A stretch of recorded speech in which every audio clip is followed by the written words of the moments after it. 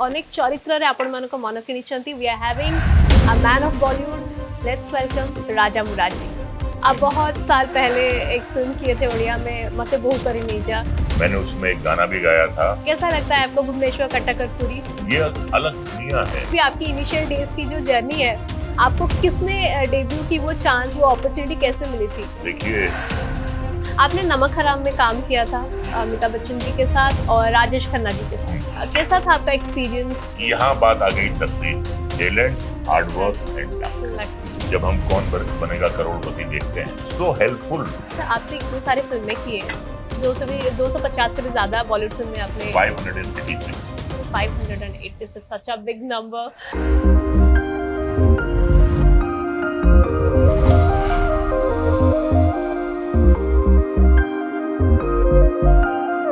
नमस्कार, जय Jagannath. Welcome back to प्रेरणास पॉडकास्ट। आज नुआ अध्याय और बहुत ही खास अध्याय मध्य, कारण आज एपिसोड रे आम सहित रही जड़े एमती व्यक्तित्व हु नीड्स नो इंट्रोडक्शन। परदा उपरे जे निजे ही निजर परिचय अनेक चरित्र रे आपण मानक मन किनिचंती we are having a man of Bollywood. Let's welcome Raja Murari. नमस्ते, बहुत बहुत वेलकम है आपका, बहुत बहुत स्वागत है।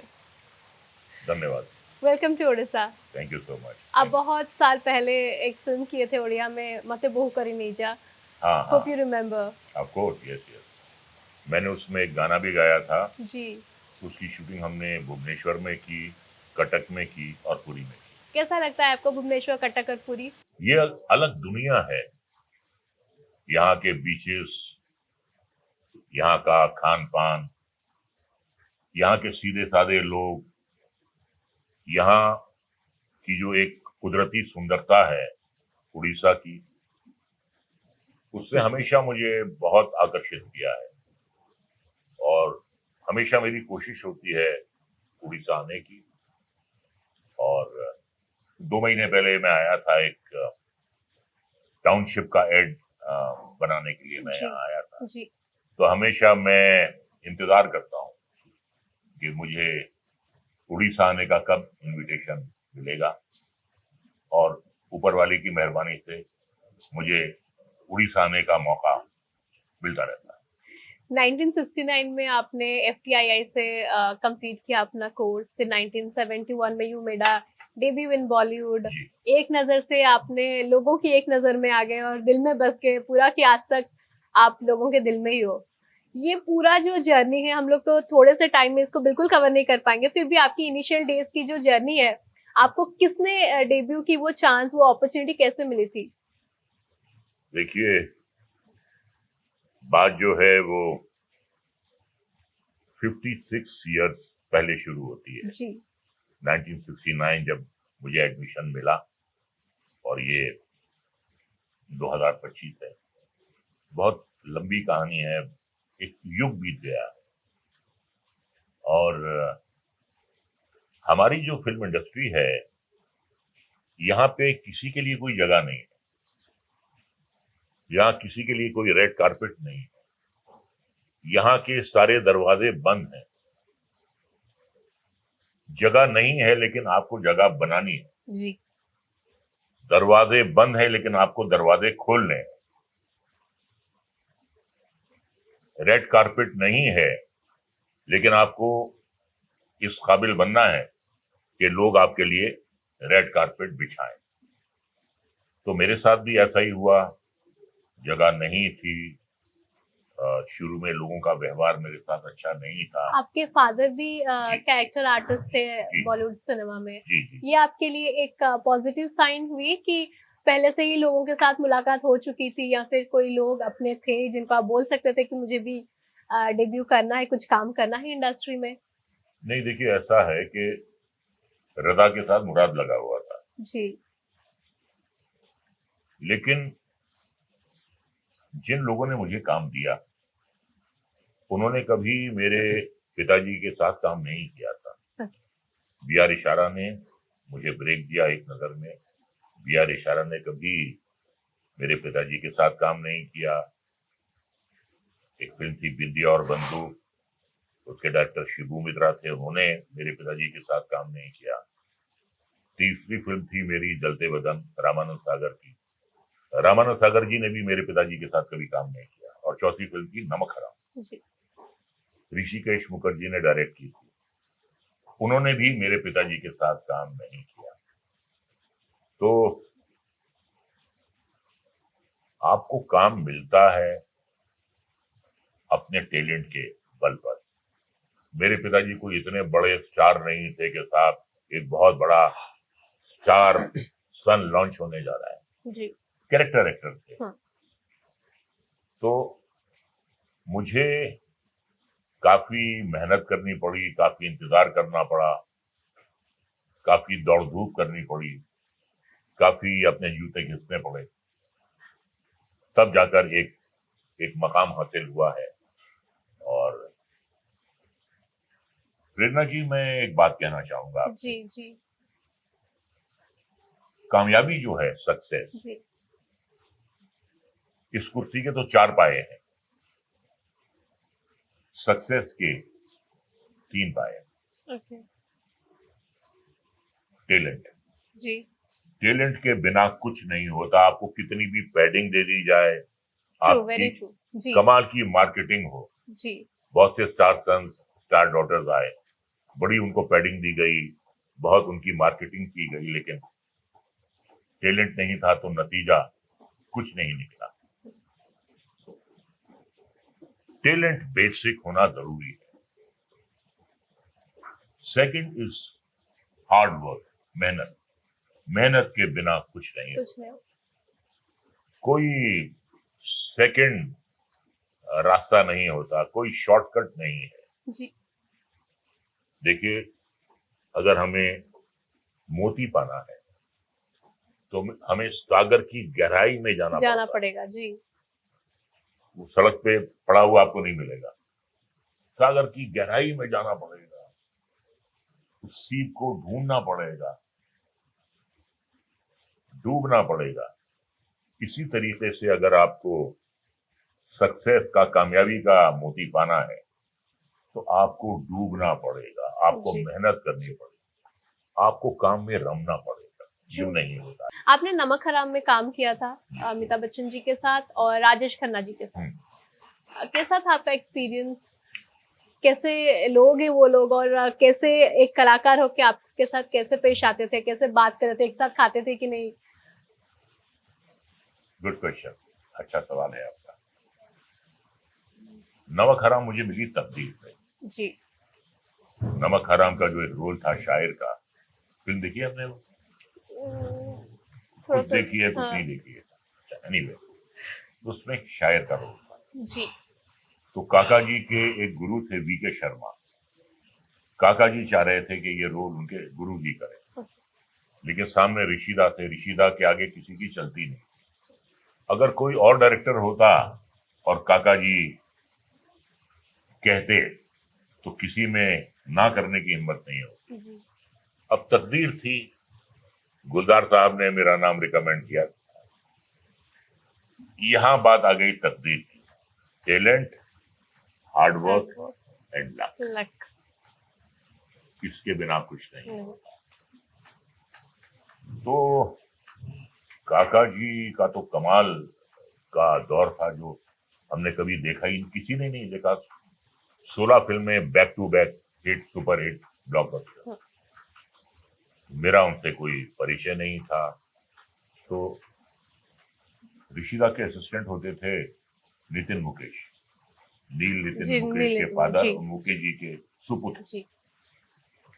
उन्होंने कहा, रजा ऐसा ऐसा है, काका जी की बात ऋषिदा ने मानी नहीं, तो हो सकता है कि काका जी का बिहेवियर आपसे थोड़ा होस्टाइल हो। जी। मैंने कहा कि भैया, मुझे तो, मैं अपना काम करूंगा, अगर होस्टाइल है तो भी करना है, करना तो है ना, डुबकी मारनी है। लेकिन मेरे साथ वो बहुत अच्छे थे। देखिए, आज वो दुनिया में नहीं है, हर इंसान में अच्छाइयां बुराइयां होती हैं। मेरे साथ ही was very good, he was very cooperative. और मैं इसलिए नहीं कह रहा कि वो मेरे सामने बैठे हैं और ये मेरी बात उन तक पहुंच जाएगी, आज वो इस दुनिया में नहीं है, फिर भी मैं उनकी तारीफ कर रहा हूँ। मेरे साथ वो बहुत अच्छे थे, वरना लोग कहते थे कि बहुत एरोगेंट हैं, किसी से सीधे मुंह बात नहीं करते, किसी को अपनी बराबरी का नहीं समझते। ये बातें अपनी जगह सही है, but he was very nice me. और अमित जी के साथ उसमें मेरे सीन्स नहीं थे, अच्छा, तो बाद में मुलाकात नहीं हुई नहीं, अमिताभ जी बाद से? में काफी मैंने 7 फिल्में की हैं उनके जी साथ। जी, देखिए, एक तो होता है, क्योंकि हमने उनको ना जितना देखा है स्क्रीन पे देखा है, हाँ, तो व्यक्तिगत रूप से हम उनको जानते नहीं, आप लोग लेकिन उनके साथ मिले हुए हैं, तो कैसा व्यक्तित्व है एक्चुअली उनका? क्योंकि आप भी कलाकार, वो भी कलाकार, एक ही इंडस्ट्री में आपने बहुत सारे काम किए, 7 फिल्में की हैं, दैट इज डिफरेंट, बट मिले बहुत बार होंगे जी ऑफ जी कोर्स। जी जी जी और बॉलीवुड में पार्टी वगैरह तो जी होती जी रहती है, तो जी जी। कैसा व्यक्तित्व है अमिताभ जी का? उनकी जो धर्मपत्नी है जी, जया जी। जया बच्चन जी, उनका ये कहना है कि मैं अपने पति को सिर्फ 5% जानती हूँ, 5% जानती हूँ। ओके। तो ही possesses a super talent। उन्हें जो सदी का महानायक कहा जाता जी है, जी, वो अंडरस्टेटमेंट है। वो मिलेनियम के महानायक हैं। True, undoubtedly. हाँ, इसमें कोई शक नहीं। और ओबलाइजिंग है। मैं ये नहीं कहूंगा कि मेरी उनसे दोस्ती है, दोस्ती तो बराबरी के लोगों से होती है। वो हर तरीके से मुझसे बहुत बड़े हैं, लेकिन अगर वो जा रहे हों और उनकी नजर मुझ पे पड़े तो फौरन मेरे पास आएंगे, सामने से भी होंगे तो चल के आ जाएंगे। और मेरी अगर उनसे मुलाकात हो रही है और वो बैठे हैं तो वो आदर में खड़े हो जाएंगे। वो कदरदान है। और 1999 में उनका एक इंटरव्यू आया था टाइम्स ऑफ इंडिया में। तो ये खालिद मोहम्मद थे, बड़े मशहूर जर्नलिस्ट। तो उन्होंने पूछा कि आप अपने बारे में आपकी क्या राय है। ये सेड कि मैं तो अपने आप को एवरेज समझता हूँ। लगे लेकिन ये जो आपकी ग्रेट वॉइस है, what do you think about? He said I don't have a great voice, Raza Murad has a great voice. Okay, देखिए, किसी की तारीफ करने के लिए बहुत बड़ा दिल चाहिए, चाहिए, ट्रू। बहुत बड़ा दिल चाहिए। In fact when you are such a great artist, greatest, true, greatest और one of the greatest of all all time. Time. जी, तो ये उनमें कुछ है क्वालिटी। जी, और हमारे एक दोस्त हैं अली खान, फिल्मों में काम करते हैं। खुदा गवाह में उन्होंने हबीबुल्ला का रोल किया था। उनके बेटे की शादी में भी आए, उनकी बेटी की शादी में भी आए। उनकी ओब्लाइजिंग नेचर है जी, और बड़ी अच्छी परख है उनकी। लोगों को वो परख लेते हैं, और अगर आप उनकी परख पर खरे उतरे तो he can go out of his way to help you. जी, तो मेरे कुछ मेहमान आए थे अफगानिस्तान से, जी, और वो मिलना चाह रहे थे, तो मैंने फोन किया। हम्म, तो उनकी सेक्रेटरी है रोजी। तो मैंने कहा कुछ मेरे मेहमान आए हैं अफगानिस्तान से, अमित जी से मिलना चाहते हैं। कि नहीं, मैं 5 मिनट में आपको कॉल बैक करती हूँ। तो 5 मिनट के बाद रोजी का फोन आया मेरे पास कि अमित जी कैपिटल सिनेमा में शूटिंग कर रहे हैं, आप वहां चले जाइए, मेरी उनसे बात हो गई। अब वो सच अ जेंटलमैन कि उन्होंने अपने बंदे से कहा कि वो रजा साहब के मेहमान आ रहे हैं अफगानिस्तान से, गोरे चिट्टे ही होते हैं, लंबे चौड़े होते हैं, कहने लगे उनको आने दीजिएगा, खड़े रहिए, रोकिएगा नहीं। और वो ठहरे थे ताजमहल होटल में, और मैं अंधेरी लोखंड वाला में रहता हूँ। उन्हें तो पहुंचने में 10 मिनट लग गए, मुझे 1.5 घंटा लगा capital cinema. He was so nice to them. सबके साथ तस्वीरें खिंचवाई, सबके साथ वीडियो बनाया, सबको ऑटोग्राफ दिए, और मैं जब गया तो खड़े होकर मुझसे गले मिले। He is a gentleman. That means हम उनको जैसे स्क्रीन में देखते हैं, हम उनके बारे में जो सोचते हैं, he same that kind of a person. देखिए, ऐसा है, जब हम कौन बनेगा करोड़पति देखते हैं ही सो हेल्पफुल। हाँ वो जो हॉट सीट पे बैठते हैं उनके जी कितना उनको प्रोत्साहित करते करते हैं, हैं, राइट। कैसे कैसे उनको जी क्यूज देते हैं, जी जी। कैसे कैसे उनकी मदद करते हैं। हाँ तो मेरी उनकी कोई दोस्ती नहीं है, मेरी उनकी अच्छी मुलाकात है, वी आर कलीग्स। जी बट कभी उन्होंने मुझे देखकर कभी उन्होंने मुझे इग्नोर नहीं किया। जी। He is very welcoming. तो ये कुछ होती हैं, but he is very observant also. Okay कौन गलत तारीफ कर रहा है, कौन किस नियत से आ ओके। रहा है, वो बहुत ज्यादा विजिलेंट है इस मामले में। ओके तो उन्हें उन्हें पता है कि किसको एंटरटेन करना है और किसको तो नहीं। नहीं करना। जी। आपने जब ऐसी कोई फिल्म होगी जो आपके एक कलाकार के मन में रहती है, जैसे आपने इतनी सारी फिल्में की हैं, 250 से भी ज्यादा बॉलीवुड फिल्में आपने। 586 586, such a big number. and 19 different languages 19 different languages. which Odia also a part of it. exactly okay, इतने सारे फिल्मों में कोई एक फिल्म जो कि आपके दिल में बस गई, आपको लगा कि ये फिल्म ना मेरी जिंदगी में एक टर्नओवर लेके आई है। राम तेरी गंगा मैली। राम तेरी गंगा मिली। This is a personal question, if you want to answer. हाँ, कितना रेम्युनरेशन मिला था वो फिल्म में? उस टाइम की बात है तो 17,000 इसलिए। रुपया। 17,000 रुपए। कितने दिनों की काम की थी आपने? कितने दिनों का शूट किया था आपने? 35-40 days। 35-40 डेज।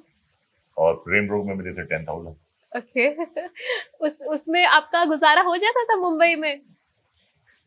प्रेरणा जी, राज कपूर जी के साथ काम करना अपने आप में एक सौभाग्य की बात है। बहुत बड़े सौभाग्य की बात जी। है। हमें टोटल 27,000 रुपए मिले, ओके लेकिन मनी वॉज टोटली इमटेरियल उनके साथ काम करने। जी पैसे के लिए कौन काम करता है? राज कपूर के साथ काम करना जो है एक बहुत बड़ी बात है। तो जो उन्होंने हमें दिया हमने ले लिया। और हिना की कहानी भी वो हमें सुनाकर गए थे, और हमारे साथ वो एक क्विकी बनाना चाहते थे। जी। उस जमाने में अर्थ सत्य का बड़ा चर्चा था। हम्म, कहने लगे, रजा साहब, लोग समझते हैं कि हम ऐसी फिल्म नहीं बना सकते, हम ऐसी फिल्म बनाएंगे, हमें आपके 40 दिन चाहिए। और टाइटल उन्होंने बताया रिश्वत। कहने लगे 40 दिन में हम ये पिक्चर बनाएंगे आपकी और कुलभूषण खरबंदा के साथ। अब सेहत ने उनका साथ नहीं दिया, हम्म, और 85 में राम तेरी गंगा मैली रिलीज हुई, और 88 में गुजर गए वो। और काफी तकलीफें हुई उन्हें, ब्रीदिंग प्रॉब्लम थी, बाहर वो अपना इलाज कराने भी गए, तो वो सेहत ने उनका साथ छोड़ दिया। और 63 की क्या उम्र होती है, जी कुछ ट्रू। भी तो नहीं होती, और उस टाइम पे तो कुछ भी नहीं। कुछ भी नहीं। क्या क्या किया उन्होंने, स्टूडियो बनाया, फिल्में बनाई, हिट फिल्में बनाई, इंटरनेशनल मार्केट कैप्चर की। हम्म, संगम जैसी फिल्म बनाई जो कि फॉरेन लोकेल्स में शूट हुई।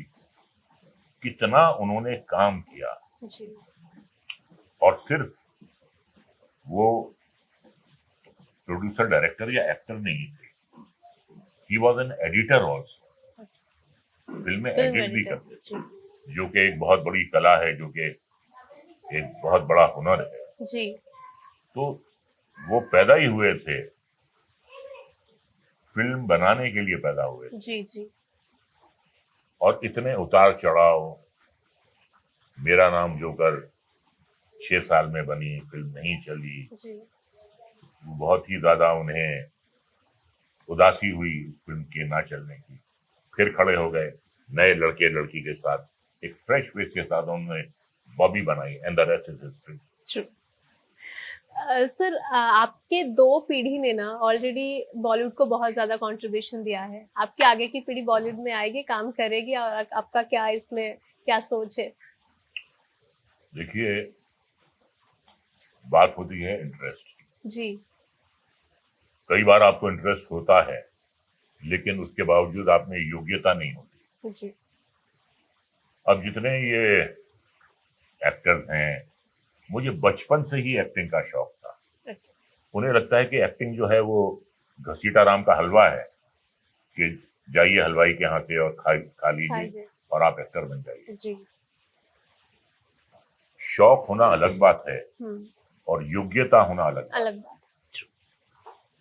शौक भी हो, योग्यता भी हो, आप में मेहनत करने का जज्बा भी हो। अब अगर शौक नहीं है मेरे बच्चों को, तो मैं क्या कर सकता हूँ? अब क्यों नहीं है, इसका जवाब भी मैं नहीं दे सकता। ऊपर वाले ने हर किसी को एक दिमाग दिया है, सोचने समझने की ताकत दी है, और आज के बच्चों को आप डंडा लेकर आप उन्हें समझा नहीं सकते। हाँ। प्यार से समझा सकते हैं, समझ गए तो ठीक है, नहीं समझ गए तो आपकी तकदीर है। आपने बॉलीवुड में 4 पीढ़ियों को देखा है एक साथ, जी, क्या चेंजेस देखी है चारों में? चेंजेस तो आई हैं, जी। कुछ अच्छी आई हैं, कुछ बुरी आई। चलिए पहले अच्छाई की बात करते हैं। जी। हमारे जमाने में जो फिल्में बनती थी, सिर्फ 4-5 सब्जेक्ट होते थे: romantic, dacoit, revenge, lost and found. Hmm, hmm, तो अमीरी गरीबी, हीरोइन अमीर है, हीरो गरीब है, हम्म, हीरो अमीर है, हीरोइन फिल्म गरीब, करी। इन्हीं पे बनती थी। आज की जो जनरेशन है काफी इनोवेटिव है जी। और बहुत उनके अच्छे आइडियाज हैं। पहले लोग रिस्क नहीं लेते। पहले बायोपिक्स कहाँ बनती, हम्म, अजहरुद्दीन पर बनी, सचिन पर बनी, MS धोनी पर धोनी पर। बनी, मैरी कॉम पर बनी, मिल्खा सिंह पर बनी। जी। पहले कहाँ बनी? इनकी जिंदगी में बायोपिक्स बनी हम्म, और they are ready to take risk hmm, different. अब अगर आप रिस्क नहीं लोगे तो फिर वो ऑडियंस का जो है वही माइंडसेट रहेगा। आपको वो माइंडसेट भी चेंज करना है उनका, नए इनोवेटिव आइडियाज लाकर। अच्छी बात ये हुई है कि कॉरपोरेट हाउसेज आ गए हैं। जी। उनके आने से क्या है, एक डिसिप्लिन आ गया है।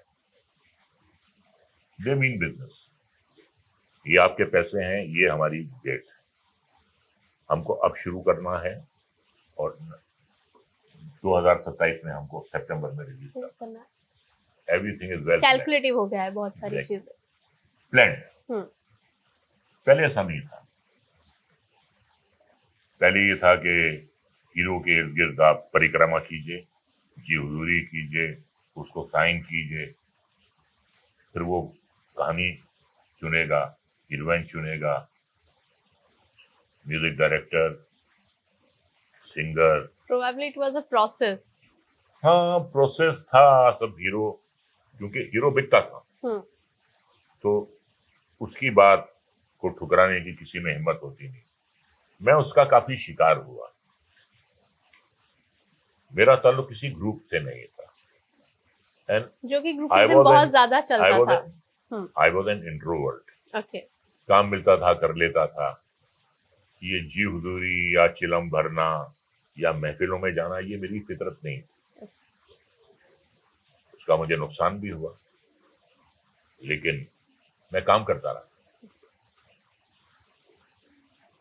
कुछ लोगों के पास हीरोज थे, तकदीर ने मुझे राज कपूर दे दिया, जी। और एक छोटे छोटे रोल करने वाला स्मॉल टाइम कैरेक्टर एक्टर, तो राज कपूर ने इंडस्ट्री का एक ऐसा विलन बना दिया जो, जिसे आप कह सकते हैं कि जो बेस्ट 10 विलन्स हैं, या जी। जी। तो उनकी कतार में मुझे खड़ा कर दिया राज कपूर। आपका कॉम्पिटिटर उस टाइम पे कौन था कि या तो आपको चुनते थे या फिर उनको चुनते थे? कोई कंपटीशन, कोई नाम आपके अमरीश सामने? पुरी। जी। ओके। बहुत सी ऐसी फिल्में हैं जी। जो वो करने वाले थे लेकिन मेरे हिस्से में आई। एक फिल्म थी मैं बलवान, वो मेरे हिस्से में आई। एक फिल्म थी डकैत, वो मेरे हिस्से में आई। और मैं अकेला एक्टर हूं जो एक फिल्म में अमरीश पुरी का बॉस बना है।